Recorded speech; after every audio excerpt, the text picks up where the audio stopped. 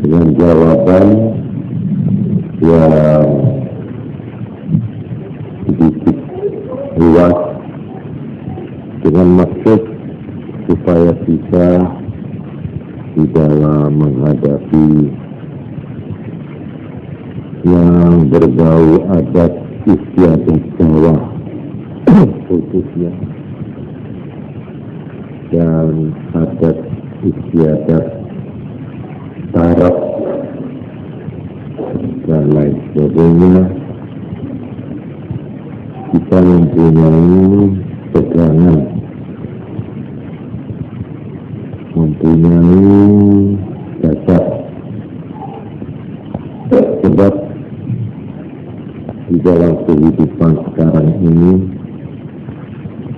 kita ini mau tidak mau berhadapan dan langsung atau tidak langsung terlibat dalam macam-macam adat istiadat yang mungkin kita tidak tahu latar belakangnya, kita tidak menyadari bahwa adat istiadat itu mempunyai sumber-sumber yang mungkin bertentangan dengan agama Islam. Jadi ini satu. Yang kedua, di dalam hal-hal adat istiadat, baik yang berasal dari leluhur kita, artinya dari bangsa nenek moyang bangsa Indonesia, khususnya di tanah Jawa, maupun adat istiadat yang datang dari Barat. Ini kita dari umat Islam. Sebenarnya kalau tidak punya pegangan, kita itu bisa malahan memanfaatkan adat istiadat itu dengan berusaha mengisi hal-hal yang diridhai dan yang sesuai dengan ajaran agama kita. Seperti saya pernah membaca ini, ada musyawarah ulama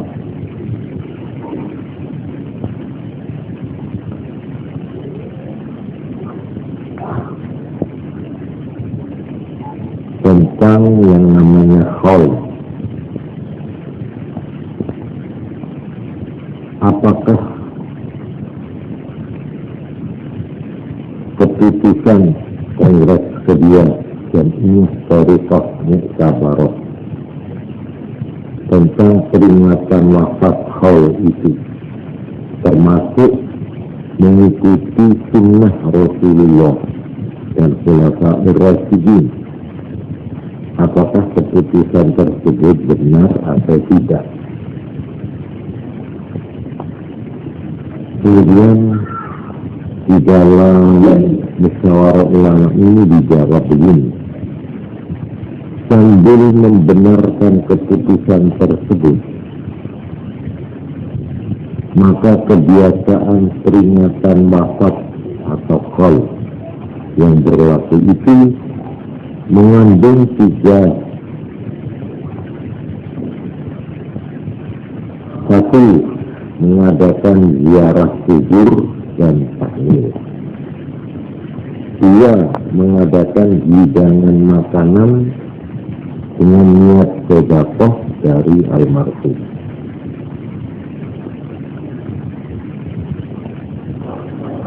Kedua persoalan ini sudah jelas tidak terlarang.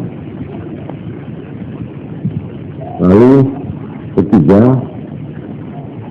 di dalam upacara haul itu diadakan bacaan Al-Quran dan nasihat agama. Kadang-kadang diadakan penerangan tentang sejarah orang yang diperingati untuk dijadikan suri teladan. Ini contoh ya bagaimana memanfaatkan yang sudah menjadi adat istiadat. Juga mengenai yang ditanya tentang nyutoni ya, 3 hari 7 hari 40 harinya 100 bacaan Quran kita isi dengan baca selawat, kita isi dengan zikir dan sebagainya.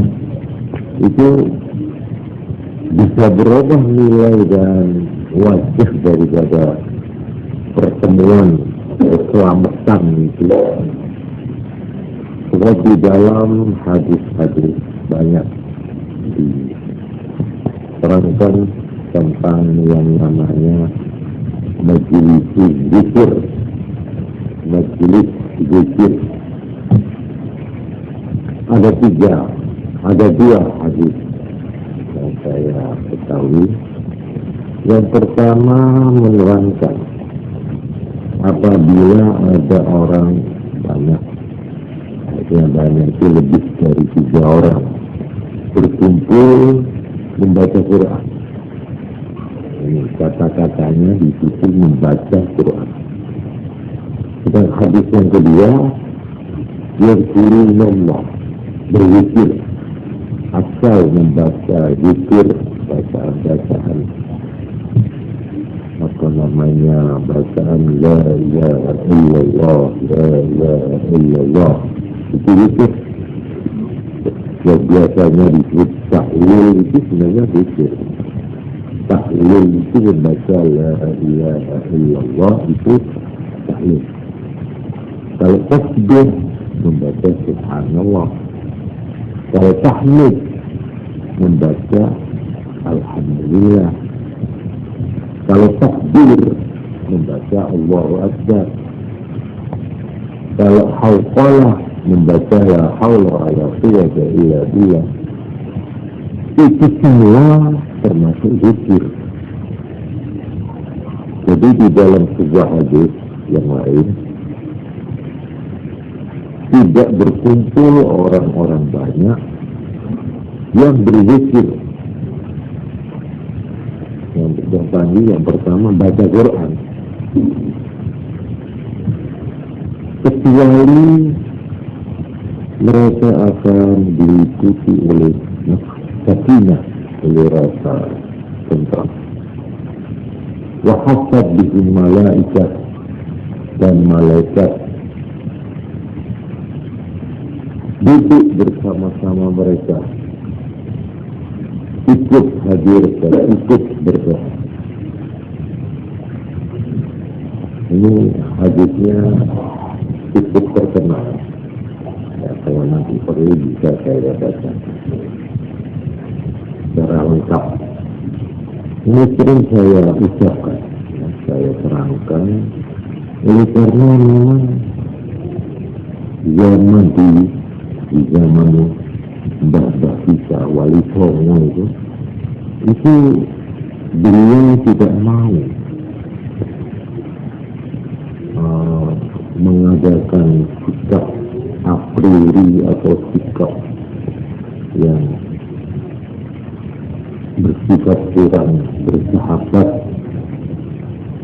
Malah beliau itu mentolerir adat istiadat yang berlaku di tanah Jawa ini, ya, lalu diisi dengan hal-hal yang baik menurut agama.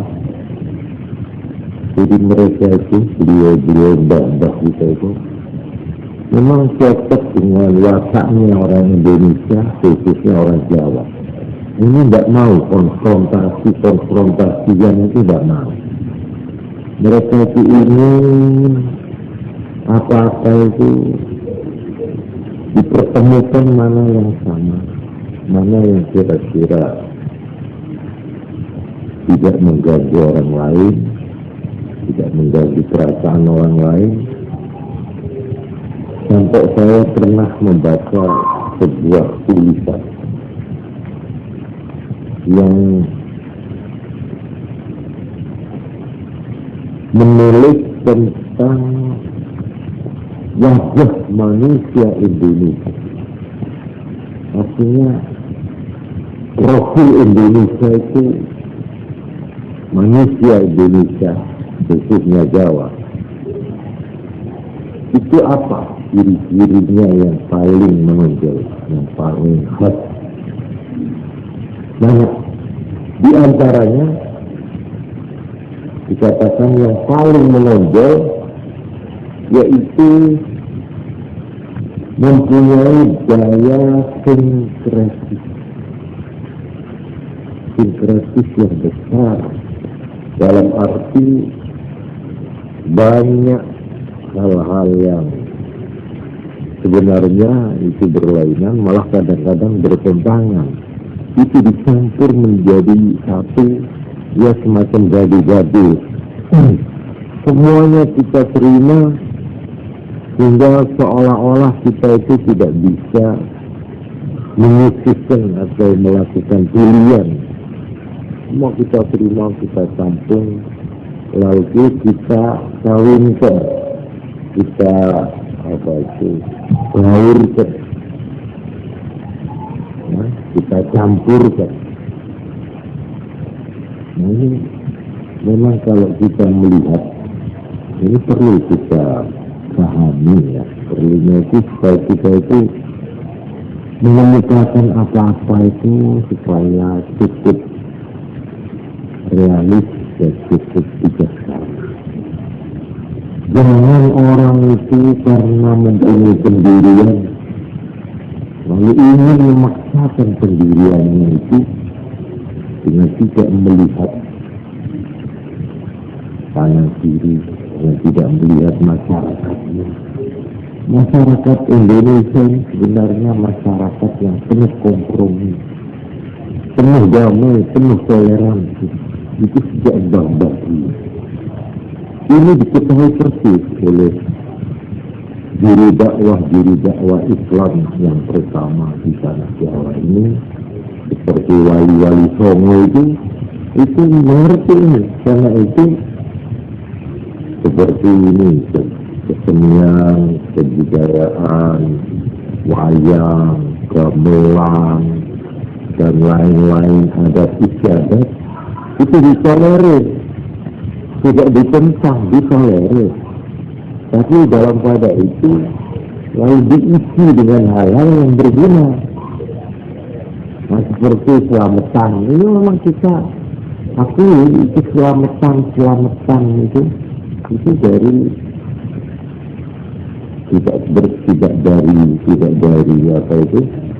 tidak dari agama.